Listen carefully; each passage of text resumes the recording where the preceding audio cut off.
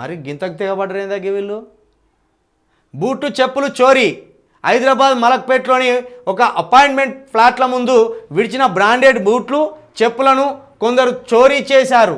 అన్నీ కలిపి ఓ ఆటోలో తీసుకెళ్లారు. చోరీకి గురైన వాటిలో ఆర్ఎస్ఐ డిపార్ట్మెంట్ బూట్లు కూడా ఉన్నాయి. ఆర్ఎస్ఐ అట, ఆర్ఎస్ఐ డిపార్ట్మెంట్ వాళ్ళ బూట్లు కూడా ఉన్నాయట.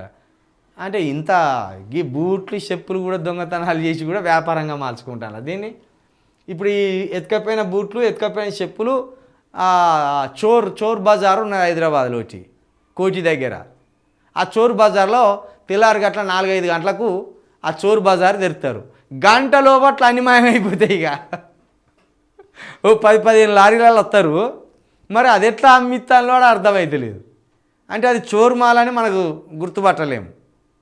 ఓ మార్కెట్ లాగా నీకు 5 గంటలకు 4 గంటలకు స్టార్ట్ చేస్తారు. వాడు 7 గంటల వరకు క్లోజ్ అయిపోతుంది. ఇక వాడు ఫిక్స్డ్ రేట్లు ఏమి ఉంచాడు, 500 అంటాడు. 400కి అని తీసుకోపో అంటాడు. కాదం. కాబట్టి ఇలాంటివన్నీ ఈ బూట్ల మీద చెప్పుల మీద కూడా ఆ దొంగతనాలు చేసి అమ్మకచ్చుకుంటాను అంటే మీరు ఉండవలసిన వాళ్ళు లేరుగా. మీరు చెప్పులను వీడు ఎంత చెడిపోయినోడైతే చెప్పులు బూట్లు తీసుకపోయి అమ్ముకుంటాడు. ఇక గింతకు తెగిచ్చింలా మీరు. హైదరాబాద్ పరువు తీస్తాంటిరి.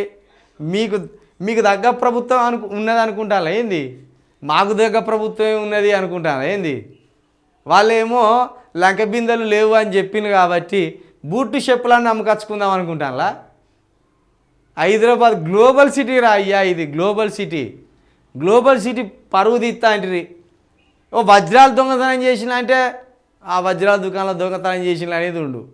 చెప్పులు బూట్లు దొంగతనం చేతిరి గాడిదలారా, సిగ్గువేటట్టు. ఎక్కడి దొంగలు జరిగిలో ఏందో వీళ్ళు.